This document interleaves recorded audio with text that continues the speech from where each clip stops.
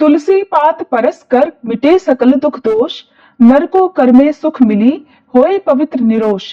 अर्थात तुलसी के पत्ते का स्पर्श करने मात्र से सभी प्रकार के दुख और दोष समाप्त हो जाते हैं। मनुष्य को शुद्ध और पवित्र होने का अवसर मिलता है। तुलसी है औषधि बड़ी सब जग जाने आए, जो घर तुलसी ना पूजिए वह घर पापी पाए। अर्थात तुलसी एक महान औषधि है जिसे सारी दुनिया जानती है। जिस घर में तुलसी की पूजा नहीं होती वह घर पाप से भरा हुआ माना जाता है। तुलसी बिन हरि पूजिए, तुलसी बिन हरि गान, तुलसी बिन कर प्रेम से सब होए अजान। बिना तुलसी के भगवान की पूजा और उनका गुणगान अधूरा माना जाता है और तुलसी के बिना सच्चे प्रेम से भक्ति करना भी संभव नहीं है। हरे कृष्णा। तुलसी मैया की जय। श्रोताओ, आज के इन दोहों को सुनकर आप समझ ही गए होंगे कि आज के इस वीडियो में मैं किस विषय में बात करने वाली हूँ। पवित्र कार्तिक मास प्रारंभ हो रहा है। ऐसे में कार्तिक के पहले दिन से ही यानी शरद पूर्णिमा के दिन से ही भक्त कार्तिक स्नान करने का और तुलसी जी की पूजा करने का, तुलसी जी की सेवा करने का, सींचने का नियम लेते हैं, जो कि पूरे कार्तिक मास चलता रहता है। ऐसे में जो भक्त भगवान श्री हरि की विशेष कृपा पाना चाहते हो, उन्हें नियम पूर्वक कार्तिक मास में तुलसी जी की सेवा अर्चना करनी चाहिए, क्योंकि इस महीने में तुलसी माता की सेवा करने से अनंत पुण्य की प्राप्ति होती है। इस महीने में जितना दान पुण्य किया जाए उसका पुण्य कभी क्षय नहीं होता। वैसे तो हमारे सनातन धर्म में जितने भी पवित्र पौधे हैं उन सभी का पूजन या उन सभी को कार्तिक के पवित्र महीने में अवश्य सींचना चाहिए, लेकिन उन सभी पवित्र पौधों में सबसे पवित्र पौधा माना जाता है तुलसी माता का। पौराणिक ग्रंथों में तुलसी के पौधे को पूजनीय, पवित्र और देवी का दर्जा दिया गया है और यही कारण है कि हिंदू धर्म में आमतौर पर तुलसी जी का पौधा लगभग हर घर में देखा जाता है। तुलसी का पौधा हमारे लिए धार्मिक और वैज्ञानिक दोनों ही महत्व रखता है। ऐसा माना जाता है कि जिस घर में तुलसी जी का वास होता है, तुलसी जी का पौधा होता है, वहां तरक्की के साथ सुख शांति और धन की संपन्नता अपने आप ही हो जाती है। अब ज्यादा देर न करते हुए आपको बताते हैं कि कार्तिक मास में तुलसी जी की पूजा कैसे करनी चाहिए, कब और कैसे आप तुलसी की पूजा कर सकते हैं, कितनी बार दीप जलाना चाहिए, कितनी परिक्रमा करनी चाहिए, तुलसी के पौधे में जल कब चढ़ाना चाहिए, क्या सुबह और शाम दोनों समय जल चढ़ाया जाता है, कितनी तुलसी का पौधा घर में होना चाहिए, क्या जिस तुलसी की पूजा हम रोजाना करते हैं, जिस तुलसी को हम सींचते हैं, उसमें से हम भगवान के भोग के लिए तुलसी के पत्ते तोड़ सकते हैं, अगर तोड़ सकते हैं तो किस विधि से तोड़ना चाहिए, किस प्रकार प्रार्थना करनी चाहिए, क्या तुलसी जी में शालिग्राम रखकर पूजा करनी चाहिए, तुलसी जी को सिंदूर, हल्दी या कुमकुम इनमें से क्या चढ़ाना चाहिए, तुलसी को हरी या लाल कैसी चुनरी चढ़ाई जाती है, किस किस दिन तुलसी नहीं तोड़ी जाती है, तुलसी जी में जल कब कब नहीं चढ़ाना चाहिए, तुलसी की पूजा या पत्ते तोड़ते समय किन मंत्रों का जाप किया जाता है, देवउठान एकादशी के दिन तुलसी विवाह के लिए कैसी तुलसी होनी चाहिए, तुलसी विवाह के बाद क्या तुलसी के पौधे को दान में देना जरूरी होता है, अगर स्वयं के घर पर तुलसी ना हो तो क्या कहीं और से भोग के लिए तुलसी के पत्ते तोड़कर ला सकते हैं, कौन सी तुलसी घर में लगाना शुभ माना जाता है, रामा या फिर श्यामा। कार्तिक मास में तुलसी जी की सेवा करने वाली माताओं बहनों को यदि पीरियड्स हो जाएं, तो पीरियड्स में किस प्रकार तुलसी जी की पूजा सेवा करनी चाहिए। अगर आपको घर से बाहर कुछ दिनों के लिए जाना पड़े तो ऐसे में इतने दिन तक आप क्योंकि तुलसी जी में जल नहीं चढ़ा पाएंगी, पूजा नहीं कर पाएंगी, तो क्या करना चाहिए, तुलसी का पौधा किस दिशा में लगाना ज्यादा सही रहता है, अगर तुलसी का पौधा सूख गया है तो क्या करना चाहिए, तुलसी जी में जो मंजरी आती है उनका क्या करना चाहिए। ये ऐसे बहुत सारे महत्वपूर्ण प्रश्न हैं जिनके उत्तर आपको आज की इस वीडियो में मिलने वाले हैं। अगर ये वीडियो आपको थोड़ी भी अच्छी लगे तो आप वीडियो को लाइक करके हमारे चैनल को जरूर सब्सक्राइब कर लीजिएगा, क्योंकि आपको कार्तिक मास से संबंधित और भी वीडियोस हमारे चैनल पर दिखाई जाएंगी। साथ ही इन दिनों में हमारे चैनल पर पवित्र कार्तिक मास की कथाएं भी हर दिन सुनाई जाएंगी, आप इन कथाओं को भी सुन सकते हैं। सबसे पहले बात करते हैं पहले प्रश्न की, कार्तिक मास में तुलसी जी की पूजा कब और कैसे करनी चाहिए। तो इसके लिए कार्तिक मास के पहले दिन से ही यानी कि शरद पूर्णिमा के दिन से ही कार्तिक मास का जो नियम है वो प्रारंभ हो जाता है। उस दिन आपको संकल्प लेना चाहिए। यदि आप इस दिन संकल्प लेना भूल गए हैं तो कार्तिक मास के पहले दिन से भी आप संकल्प लेकर तुलसी जी की पूजा कर सकते हैं। कार्तिक के महीने में सुबह और शाम दोनों ही समय तुलसी जी की पूजा की जाती है, जिसके लिए आप हर दिन सुबह ब्रह्म मुहूर्त में उठकर, और ब्रह्म मुहूर्त का जो समय होता है वो सुबह लगभग 3 से 5:30 बजे के बीच का रहता है। तो इस समय के अंदर अंदर आपको स्नान भी कर लेना है और स्नान करने के बाद आपको मंदिर की साफ सफाई करके घर में और मंदिर में गंगा जल छिड़कना है। अब सबसे पहले आपको तुलसी माता की पूजा करनी है, उसके बाद आप अपने घर के मंदिर में जो भी पूजा करते हैं वो आप कर सकते हैं।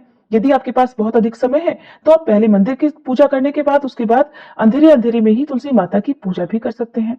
फिर सूर्योदय होने पर सूर्य देवता को जल का अर्घ्य भी दिया जाता है। सबसे पहले तुलसी जी में जल अर्पित करने के साथ ही धूप दीप जलाकर पुष्प अर्पित करके तुलसी माता के मंत्रों का जाप किया जाता है। तुलसी चालीसा का पाठ करके फिर तुलसी माता की कथा पढ़ी या सुनी जाती है। अगर आपके पास समय हो तो एक या दो भजन आप तुलसी माता के पौधे के पास बैठकर भी गा सकते हैं। भगवान विष्णु के मंत्रों का जाप भी आप तुलसी के पौधे के समीप बैठकर कर सकते हैं, क्योंकि अगर सच्चे मन से तुलसी माता से कोई भी प्रार्थना की जाए तो वह प्रार्थना अवश्य ही स्वीकार होती है, और ये मेरा खुद का अनुभव भी है। कार्तिक मास में तुलसी जी की जो पूजा होती है वो सुबह अंधेरे अंधेरे में की जाती है। ब्रह्म मुहूर्त में ये पूजा होती है। सूर्योदय से पहले ही तुलसी के पौधे में दीप जलाया जाता है। सूर्योदय होने के बाद तुलसी के पौधे में दीपक नहीं जलाना चाहिए। अगर आप सूर्योदय से पहले दीपक नहीं जला पाए हैं तो आप केवल सूर्योदय होने पर तुलसी के पौधे में जल अर्पित कर सकते हैं। दीपक ऐसे में आप शाम को ही जलाएं। सुबह और शाम दोनों ही समय दीपक जलाया जाता है। दीपक आप तेल का या घी का जला सकते हैं, और दीपक में आप रुई की बाती का प्रयोग कर सकते हैं। शाम की जो पूजा है वो आप गोधूली बेला में, यानी जिस समय हल्का हल्का शाम का उजाला हो और रात होने वाली होती है, यानी संध्या और रात के मिलन का जो समय होता है, उस समय आप तुलसी जी की पूजा करके तुलसी जी के पौधे में दीप जला सकते हैं। बहुत से लोग कार्तिक मास में तुलसी जी के साथ ही पथवारी माता भी बनाते हैं। एक बात का ध्यान रखिएगा कि तुलसी के पौधे के आसपास कोई भी कांटेदार पौधा नहीं रखना चाहिए। अक्सर लोग शमी का पौधा भी तुलसी के पौधे के आसपास रखते हैं या गुलाब का पौधा लगा देते हैं, तो ऐसा नहीं करना चाहिए। और तुलसी के पौधे में कभी शिवलिंग को भी नहीं रखना चाहिए। कुछ लोगों के घर में ये भी देखने में मिलता है कि शिवलिंग को तुलसी के पौधे में रखकर फिर तुलसी की पूजा करते हैं, तो ऐसा नहीं करना चाहिए। दूसरा प्रश्न है कितनी बार दीप जलाना चाहिए, तो देखिए सुबह और शाम दोनों ही समय में आप तुलसी के पौधे में दीप जला सकते हैं। तीसरा प्रश्न है कितनी परिक्रमा की जाती है, तो तुलसी माता की 3 बार परिक्रमा की जाती है, जिसमें आप पूजा करने के बाद, जल चढ़ाने के बाद तुलसी के पौधे के चारों ओर क्लॉकवाइज घूमकर 3 बार परिक्रमा करें। अगर पौधे के चारों ओर घूमना संभव नहीं हो तो आप अपनी ही जगह पर खड़े होकर 3 बार परिक्रमा कर सकते हैं।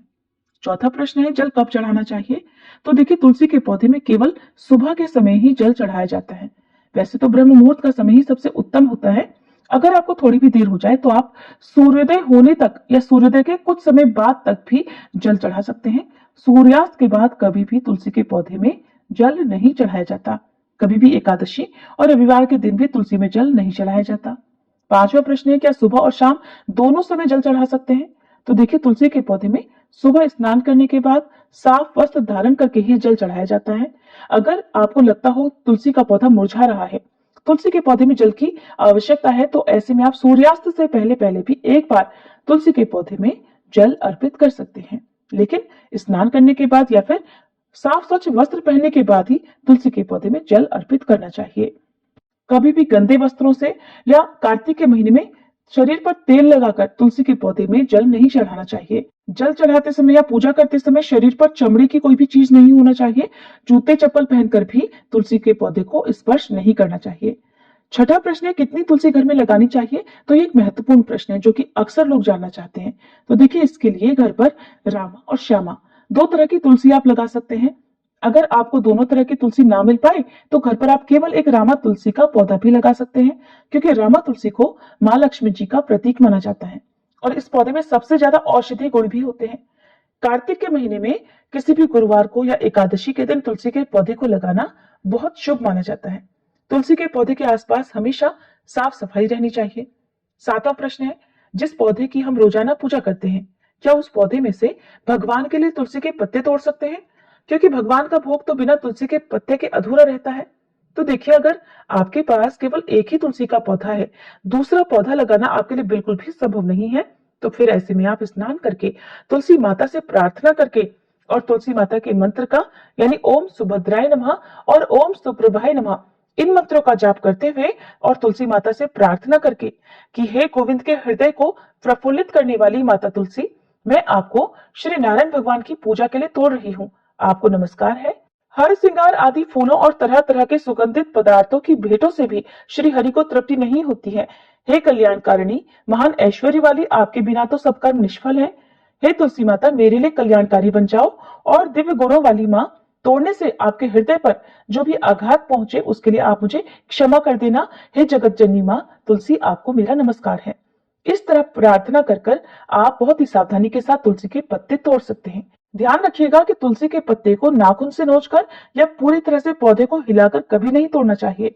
बहुत आराम से तुलसी के पत्ते तोड़े जाते हैं। अगर हो सके तो भगवान के भोग के लिए आप अलग से तुलसी का एक पौधा लगा सकते हैं, क्योंकि ऐसा भी कुछ लोग मानते हैं कि जिस पौधे की हम हर दिन पूजा करते हैं उस पौधे में से पत्ते नहीं तोड़ने चाहिए। लेकिन अगर आपके पास केवल एक ही पौधा है तो आपको अपने मन में बहुत ज्यादा नकारात्मक नहीं होना है, क्योंकि कई बार ऐसा होता है कि लोगों के लिए दूसरा पौधा लगाना संभव नहीं होता है। तो आप आराम से इस तरह सच्चे मन से प्रार्थना करके तुलसी के पत्ते भी उसी पौधे में से तोड़ सकते हैं। कार्तिक के पूरे महीने में तुलसी के पत्ते का सेवन करना भी बहुत शुभ और लाभदायी माना जाता है। आप पूजा करने के बाद हर दिन तुलसी का एक पत्ता भी ग्रहण कर सकते हैं। तुलसी के पत्ते को बिना चबाए ही ग्रहण किया जाता है। 8वां प्रश्न है, क्या तुलसी जी में शालिग्राम रखकर पूजा करनी चाहिए? तो देखिए, अगर आपके पास शालिग्राम जी है तो बिल्कुल आपको उन्हें तुलसी के पौधे में रखकर पूजा करनी चाहिए। तुलसी के समीप पौधे में ही उनको पधराना चाहिए। ऐसा करने से तुलसी माता बहुत प्रसन्न रहती है। अगर शालिग्राम जी ना हो और आपकी श्रद्धा हो तो आप विधि विधान से शालिग्राम जी को घर पर भी पधरा सकते हैं, उन्हें ला भी सकते हैं। 9वां प्रश्न है, तुलसी जी को सिंदूर, हल्दी, कुमकुम इनमें से क्या चढ़ाया जाता है? तो देखिए, कार्तिक के महीने में तुलसी माता को हल्दी चढ़ाना ज्यादा शुभ रहता है। जिस दिन देवउठान एकादशी पर तुलसी माता का विवाह किया जाता है, केवल उस दिन तुलसी माता को सिंदूर अर्पित करना चाहिए। तब तक कार्तिक के महीने में आप केवल हल्दी अर्पित कर सकते हैं। सिंदूर की जगह पर तब तक आप कुमकुम भी अर्पित कर सकते हैं। इसके अलावा कच्चा दूध भी तुलसी के पौधे में हफ्ते में एक बार जरूर अर्पित करना चाहिए। 10वां प्रश्न है, किस रंग की चुनरी माता को चढ़ानी चाहिए? तो तुलसी माता को वैसे तो आप लाल और हरी दोनों ही चुनरी चढ़ा सकते हैं, लेकिन लाल रंग बहुत शुभ माना जाता है तो लाल रंग की चुनरी भी आप अवश्य चढ़ाएं। 11वां प्रश्न है, किस किस दिन तुलसी नहीं तोड़नी चाहिए? अक्सर लोग इस बारे में जानना चाहते हैं। तो देखिए, तुलसी की पत्तियों को कभी भी रविवार, ग्रहण चाहे वो चंद्र ग्रहण हो या सूर्य ग्रहण हो, एकादशी, अमावस्या, पूर्णिमा, चौदस या संक्रांति के दिन नहीं तोड़ना चाहिए। बिना स्नान किए या सूर्यास्त के बाद तुलसी के पत्ते फूल कर भी नहीं तोड़ने चाहिए। रविवार और एकादशी, ग्रहण चाहे वो ग्रहण कोई भी हो या सूतक यदि घर में लगा हुआ हो तो उस समय तुलसी के पौधे में जल भी नहीं चढ़ाया जाता है और न ही तुलसी के पत्तियों को तोड़ा जाता है। सूतक चाहे वो अशुभ हो या शुभ हो, उसमें आप तुलसी के पत्ते को स्पर्श ना करें। तुलसी के पत्ते तोड़ते समय या पूजा करते समय ओम सुभद्राय नमः या ओम सुप्रभाय नमः इन बहुत ही आसान से मंत्रों का जाप कर सकते हैं। 14वां प्रश्न है, देवउठान एकादशी के दिन किस प्रकार की तुलसी होनी चाहिए? किस प्रकार की तुलसी से भगवान का विवाह कराया जाता है? तो आप रामा या श्यामा किसी भी तुलसी का विवाह शालिग्राम जी से करवा सकते हैं। तुलसी विवाह के लिए कुछ लोग नया तुलसी का पौधा लाकर इस दिन शालिग्राम जी के साथ उनका विवाह कराते हैं और फिर उस पौधे को मंदिर में दान कर देते हैं। जिस तरह से पुत्री का, कन्या का विवाह करने के बाद उनकी विदाई कर दी जाती है, उसी तरह से तुलसी माता की विदाई भी कर दी जाती है। वैसे तो तुलसी के पौधे को विवाह करने के बाद विदा कर देना चाहिए, मंदिर में रख देना चाहिए, लेकिन जो लोग ऐसा नहीं करना चाहते हो उन्हें उस पौधे को फिर अपने घर पर रखकर नियमित रूप से पूजा कर लेनी चाहिए। 16वां प्रश्न है, अगर खुद के घर पर तुलसी ना हो तो क्या कार्तिक माह में कहीं और से भोग के लिए तुलसी के पत्ते ला सकते हैं? तो देखिए, बिल्कुल ला सकते हैं, लेकिन ध्यान रखिएगा तुलसी साफ सुथरी जगह पर लगी होनी चाहिए और हर सनातनी के घर में तो तुलसी का पौधा अवश्य ही रहना चाहिए। तुलसी का पौधा जिस भी घर में होता है उस घर का वातावरण शुद्ध हो जाता है, पवित्र हो जाता है, नकारात्मक ऊर्जा दूर हो जाती है। घर का वास्तु अगर ठीक ना हो तो वास्तु ठीक हो जाता है, जो दोष है वो दूर हो जाता है। इसलिए तुलसी का पौधा तो आपको लगाना ही चाहिए। घर पर रामा या फिर श्यामा तुलसी का पौधा आप लगा सकते हैं। कार्तिक मास में यदि माताओं बहनों को पीरियड्स होने लगे और आपने पूरे कार्तिक मास तुलसी जी की पूजा करने का नियम धारण कर रखा है, तो ऐसे में जितने दिन भी आपको पीरियड्स होते हैं उतने दिन आप खुद से पूजा न करके अपने परिवार के किसी भी सदस्य से तुलसी जी की पूजा करवा सकते हैं, जल चढ़ा सकते हैं। अगर आप अकेली हैं, घर पर आपके हिस्से की पूजा करने वाला कोई भी नहीं है और आपके आसपास यदि कोई वैष्णव हो या फिर कोई भी ऐसा व्यक्ति हो जो तुलसी जी में श्रद्धा भक्ति रखता हो, तो आप उनसे भी सुबह और शाम की पूजा करवा सकती हैं, जल अर्पित करवा सकती हैं और धूप दीप भी जलवा सकती हैं। अगर आपको बहुत दिनों के लिए घर से बाहर जाना पड़ जाए, हालांकि ऐसा नहीं करना चाहिए, नहीं तो आपका नियम टूट जाता है, लेकिन फिर भी यदि बहुत मजबूरी हो और आपको जाना पड़े तो ऐसे में आप किसी न किसी सदस्य को सेवा करने के लिए कह के जाएं। अपने आसपास किसी से आप आग्रह कर सकती हैं और इस दौरान आपको मानसिक रूप से वही नियम आपको अपनाने होंगे। जैसे ब्रह्म मुहूर्त में उठकर आप पूजा खुद से करती हैं, तो उस समय भी आपको जहां कहीं भी आप हैं ब्रह्म मुहूर्त में उठकर मानसिक रूप से तुलसी माता की सेवा पूजा कर लेनी चाहिए। मानसिक रूप से ये भाव करते हुए कि आप तुलसी के पौधे में जल अर्पित कर रही हैं या धूप दीप जला रही हैं, ऐसा भाव करके सुबह और शाम तुलसी माता की पूजा आपको कर लेनी चाहिए। ऐसा करने से भी तुलसी माता पूजा स्वीकार कर लेती हैं। 20वां प्रश्न है, तुलसी का पौधा किस दिशा में लगाना चाहिए? तो उत्तर पूर्व दिशा तुलसी के पौधे को लगाने के लिए बहुत ही शुभ दिशा मानी गई है। 21वां प्रश्न है, अगर तुलसी का पौधा सूख गया है तो क्या करना चाहिए? तो इसके लिए सबसे पहले तो तुलसी के सूखे हुए पौधे को आप गमले में से निकालकर उसकी लकड़ियां तोड़कर उसका दीपक जला सकते हैं, तुलसी की माला बना सकते हैं और भगवान श्री कृष्ण के समक्ष तुलसी की लकड़ी का दीपक जलाना बहुत ही शुभ रहता है।